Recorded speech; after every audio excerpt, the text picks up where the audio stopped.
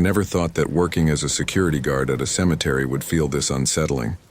When I took the job, it seemed simple. Guard the grounds, keep an eye out for any troublemakers, and make sure the grave sites weren't disturbed.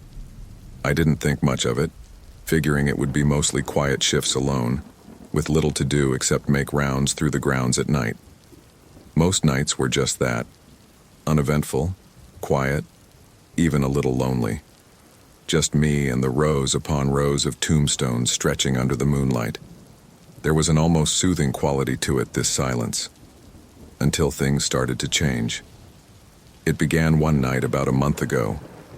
I had just started my shift, walking the familiar rounds with a flashlight in hand, moving along the gravel paths that snaked through the cemetery. The air was cool, the night quiet, almost too quiet. There were none of the usual night sounds, no distant hum of cars, no rustling of leaves, no hoots from the occasional owl. It felt like the whole place was holding its breath. I tried to shrug off the feeling and focus on the job, on just walking the paths, but something about that silence weighed on me. As I made my way along one of the paths toward the back of the cemetery, I noticed something strange out of the corner of my eye. There, standing by one of the older graves, was a man. He was tall, motionless, facing the grave, and for a moment I couldn't tell if he was real or a trick of the shadows. I checked my watch. It was exactly 3 a.m. I remember this because I always check my watch during my rounds.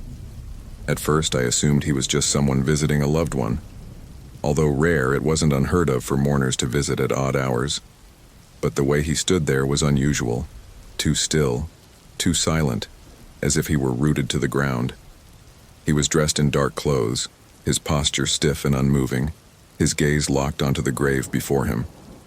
I called out to him, a simple, "Hey, the cemetery's closed." My voice echoed through the stillness, but he didn't respond. He didn't turn, didn't even acknowledge that he had heard me.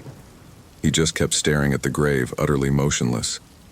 The sight of him gave me a chill, but I brushed it off, figuring he might be grieving. However, something about him seemed off. There was a tension in his stance, something unnatural. The next night I saw him again, standing in the exact same spot, at the exact same grave, at precisely 3 a.m. His posture, his stillness, everything was the same as the night before. It was like he hadn't moved an inch since I last saw him. Again I called out to him, louder this time, but he didn't respond. It was as if he couldn't hear me at all, as if he was in another place entirely. My unease grew, but I tried to ignore it.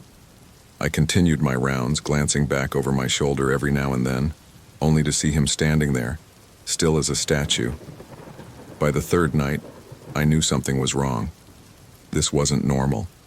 Nobody visits a grave at the same time every night, especially not at 3 a.m., standing there without making a sound, showing no sign of life. A part of me wanted to avoid that part of the cemetery entirely, but my curiosity won out. That night I kept my distance, watching him from the shadows, hidden behind a row of headstones. I wanted to see if he would move, if he would do anything besides stare. But he didn't.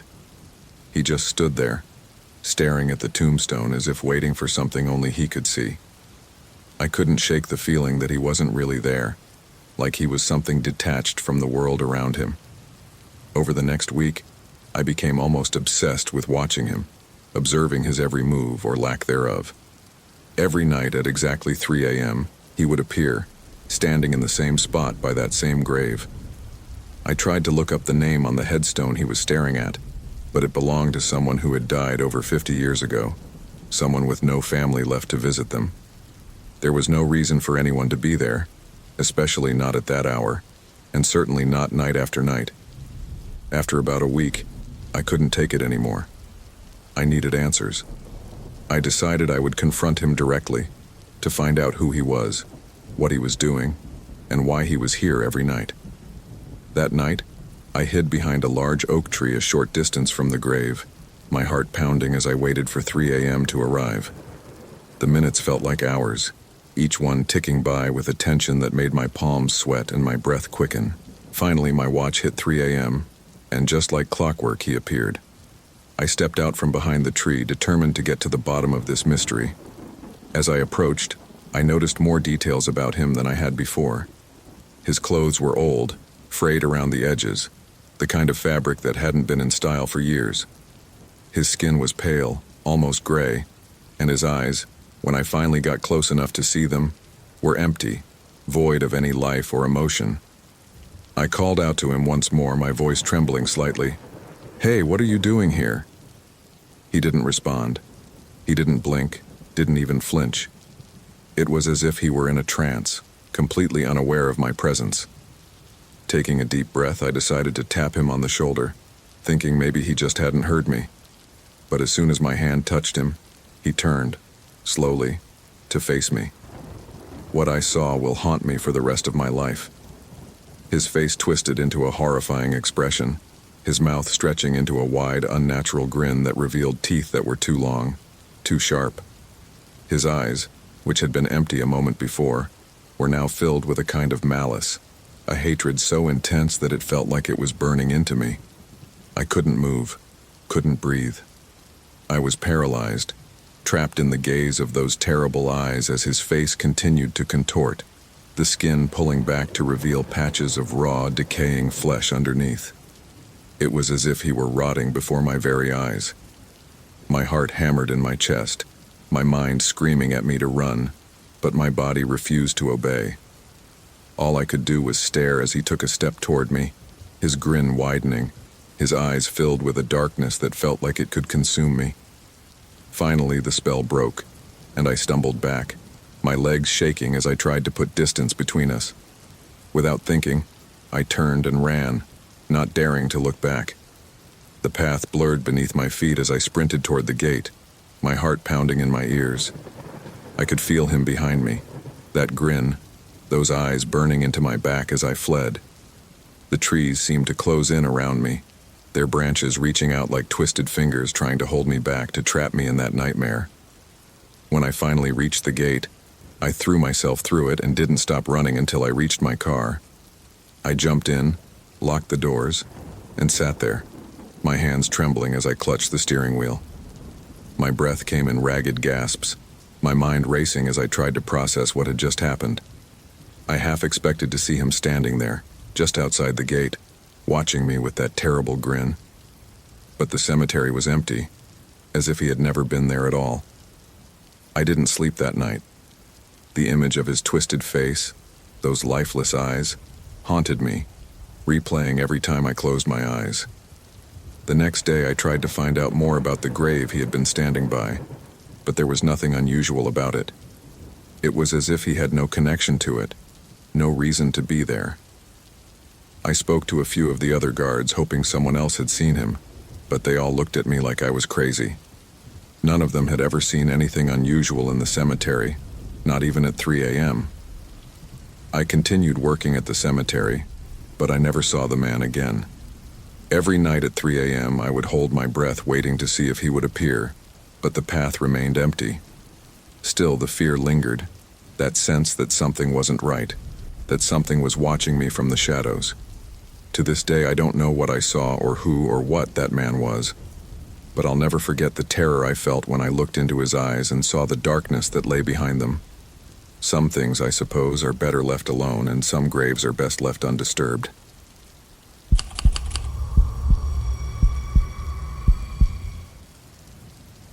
My grandfather was a strong and steady presence in my life, someone who had a silent strength, a quiet force that demanded respect without needing to raise his voice.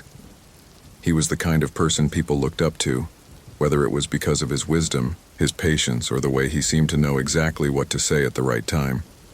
Growing up, I idolized him, learned from him, and looked forward to each lesson he taught me, whether it was through a story or through his actions. Losing him was like losing a cornerstone of my world. When he passed away, it felt like the earth beneath my feet had cracked open, as if something so foundational in my life had suddenly vanished. A world without him felt strange, as if I were navigating through a fog without my compass. Visiting his grave became something I did regularly, a ritual that connected me to him in a way I could understand and appreciate. The cemetery where he was buried wasn't far from my home, but it always felt like another world entirely. It was a quiet, almost sacred place, an old cemetery with towering oak trees that had stood there for decades, maybe even centuries, watching over the graves like silent guardians. The headstones were weathered, some tilted slightly as if bowing in quiet respect to time, with moss creeping up along their bases and engravings softened by years of wind and rain. Each step through those rows of graves was a journey through lives and histories now left behind, yet still tangible in the air, in the silence, and in the echo of the past. The paths between the graves were narrow, winding in a way that felt almost intentional, as though they were guiding visitors through a labyrinth of memories, reminding us that every person buried there had a story, a life, and loved ones who once mourned them. Whenever I walked along those paths, it was as if I was in a different time altogether, far removed from the rush of modern life, in a place where the only sounds were the soft crunch of gravel underfoot and the distant rustle of leaves. I could feel the quiet solitude, a stillness that helped me focus on the reason I was there. I made it a point to bring fresh flowers to place at his headstone every time I visited. It was a simple gesture, but it felt like an important one, a way to keep his memory alive, to honor him, and to show that he was still a part of my life even though he was no longer here physically. For me, the cemetery was peaceful, a place that reminded me of him and allowed me to feel close to him again, even if only in spirit. At least that's what I had always thought. It was my sacred ritual, something that gave me comfort. One evening, just before sunset, I decided to visit my grandfather's grave. The day had been long and difficult, and I felt the need to be near him, to feel his silent strength again. The sky was painted in hues of orange and gold, with the sun hanging low on the horizon, casting long shadows across the cemetery. The air was cool, with a gentle breeze that rustled the leaves above me, creating a soft, soothing sound. As I walked along the familiar path, I couldn't help but notice how quiet everything was.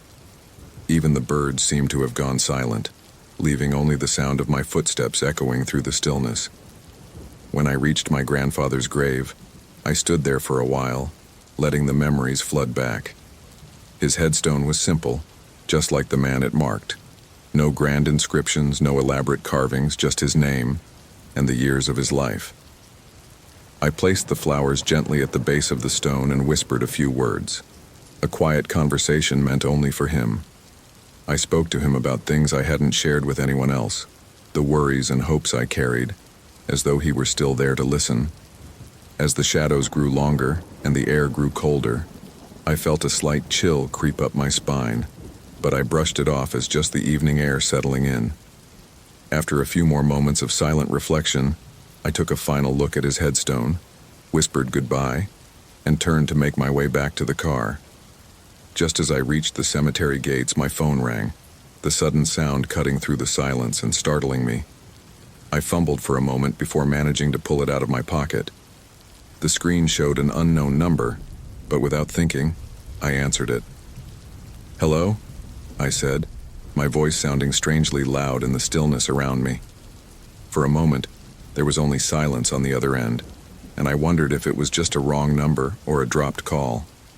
But then, a voice spoke, low and deeply familiar. It was my grandfather's voice.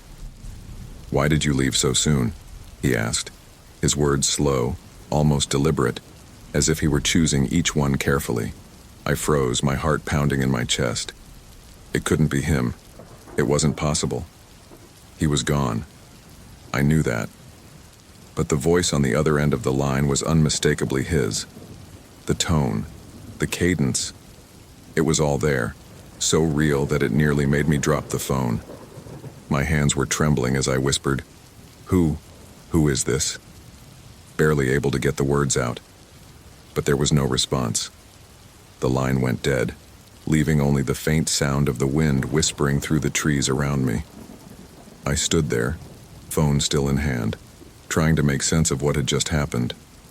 My legs felt weak, and I leaned against the cemetery gate for support, trying to shake off the growing sense of dread that was creeping over me. Eventually, I convinced myself that it had to be a prank, someone with a twisted sense of humor. But deep down, the voice had been too real, too familiar. It lingered in my mind, echoing every time I closed my eyes. That night, I barely slept. The memory of that voice haunted me, replaying in my mind over and over. Despite the fear that gripped me, I knew I had to go back to the cemetery. I needed to see his grave, to reassure myself that it was just a strange occurrence, that it was all in my head. The following day was bright and clear, the sun casting sharp shadows across the ground as I walked along the now familiar path. Everything looked the same as it always had. The towering trees, the weathered headstones, the narrow paths winding through the graves. But something felt different. There was a sense of unease, a tension in the air that I couldn't quite place. Then, as I approached my grandfather's grave, I stopped dead in my tracks. There, standing a few feet from his headstone, was a figure. My heart skipped a beat as I realized who it was. It was my grandfather.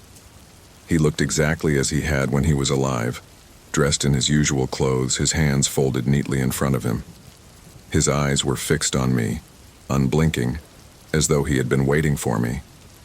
I couldn't move. My feet felt rooted to the ground, and my breath caught in my throat. A chill colder than any I had ever felt ran down my spine. My mind screamed at me to run, to get as far away from that place as possible, but my body refused to obey. Slowly, as I watched, his face began to change. His skin grew pale, his eyes hollowed, and his mouth twisted into a grimace that was nothing like the gentle smile I remembered. It was as if I was staring at a distorted reflection of him, something twisted and wrong. The figure took a step toward me, and at that moment I finally found the strength to move. I turned and ran, not daring to look back. The path blurred beneath my feet as I sprinted toward the gate, my heart pounding in my ears. The trees seemed to close in around me, their branches reaching out like twisted fingers, trying to hold me back. But I didn't stop. I couldn't stop. The fear that gripped me was stronger than anything I had ever felt. When I finally reached my car, I threw myself inside and locked the doors, my hands trembling as I gripped the steering wheel. I sat there for a long time, my breath coming in ragged gasps, my eyes fixed on the cemetery gate. I half expected to see the figure standing there watching me, but the gate remained empty. I never went back to that cemetery. I couldn't. Whatever I saw that day, whatever called me on that phone, it wasn't my grandfather. It was something else. Something that should never have been disturbed. To this day, the memory of that moment still haunts me. The image of that twisted face, the chill of that voice on the other end of the line, lingers in the back of my mind, a reminder of something beyond explanation. And sometimes, late at night, I still hear his voice, whispering in the darkness, asking me why I left so soon.